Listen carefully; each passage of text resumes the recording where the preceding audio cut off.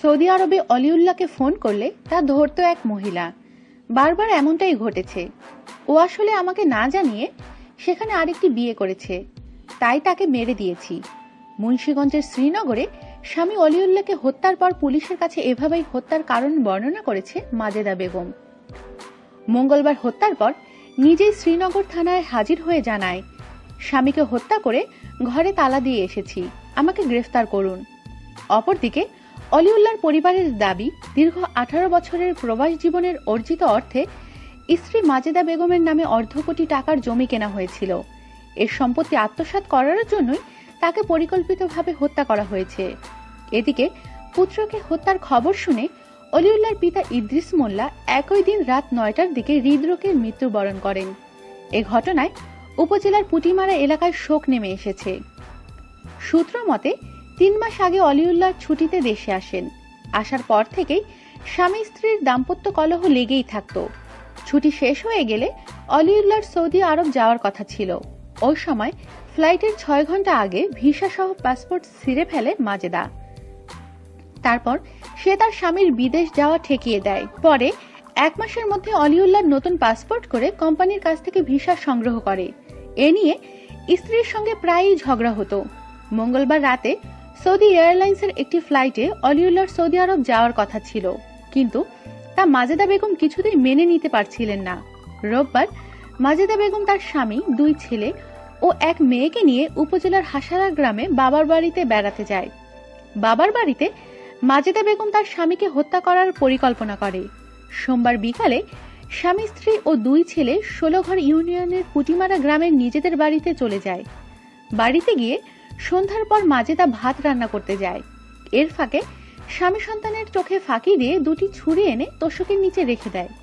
ভাত রান্না হলে ছেলে ওমর ও মারুফকে তা খাওয়ায়। পরে 7টার দিকে স্বামী স্ত্রী একসঙ্গে ভাত খায়। 7:30টার দিকে গরম দুধের বাটির সাথে 7টি ঘুমের ওষুধ মিশিয়ে অলিউল্লাহকে খাওয়ানোর 20 মিনিটের মধ্যেই সে ঘুমিয়ে পড়ে। অন্য রুমে ছেলেদের ঘুম পাড়ায়। রাত 8:30টার দিকে ওড়না দিয়ে অলিউল্লাহর হাত পা বেঁধে ফেলে। পরে আরেকটি ওড়না গলায় পেঁচিয়ে শ্বাসরোধ করে হত্যা করে। ছেলেরা জেগে লাশ দেখে ফেলতে পারে বলে সে তার রুমের লাইট নষ্ট করে দেয়। পরে রাত 10টার দিকে একাই লাশ খাট থেকে নামিয়ে 3 রুম পার করে পাকা বারান্দার একটি স্টোর রুমে হেলান দিয়ে বসিয়ে রাখে। সকালে উঠোন ঝাড় দিয়ে 2 ছেলেকে নিয়ে বাড়ি থেকে বের হয় মাজেদা। অন্যরা জিজ্ঞেস করলে জানায়, স্বামীর বিমান টিকিটের জন্য টাকা জোগাড় করতে যাচ্ছে। পরে সন্তানদের বাবার বাড়ি রেখে থানায় এসে পুলিশের কাছে আত্মসমর্পণ করে। পুলিশ অলিউল্লাহর বসত ঘরের তোশকের নিচ থেকে 2টি ধারালো ছুরি উদ্ধার করেছে।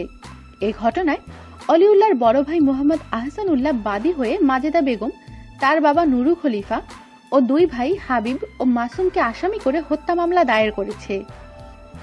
অলিউল্লাহর বড় ভাই আহসানুল্লাহ জানান, পাসপোর্ট ছিঁড়ে ফেলার পর হাসারা ইউপি চেয়ারম্যান সোলাইমানের বাড়িতে সালিশ বসে।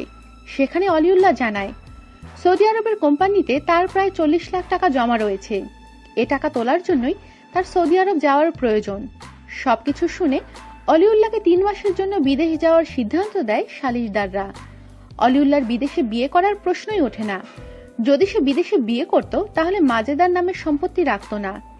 এবার দেশে আসার পর 1.5 মাস আগেও অলিউল্লাহ তার স্ত্রী মাজেদার নামে নতুন করে জমি রেখেছে। 18 বছরের প্রবাস জীবনের কষ্ট অর্জিত সব অর্থ ও সম্পত্তি আত্মসাৎ করার জন্যই মাজেদা তার বাপ ভাইয়ের সহায়তায় পরিকল্পিতভাবে হত্যা করেছে। শ্রীনগর থানার অফিসার সাইদুর রহমান জানান, ময়না তদন্তের পর অলিউল্লাহর লাশ পরিবারের কাছে হস্তান্তর করা হয়েছে। মাজেদা বেগমকে আদালতে প্রেরণ করা হয়েছে। এই হত্যাকাণ্ডের সঙ্গে আরো কেউ জড়িত আছে কিনা তা খতিয়ে দেখা হচ্ছে। আমাদের সাথেই থাকুন।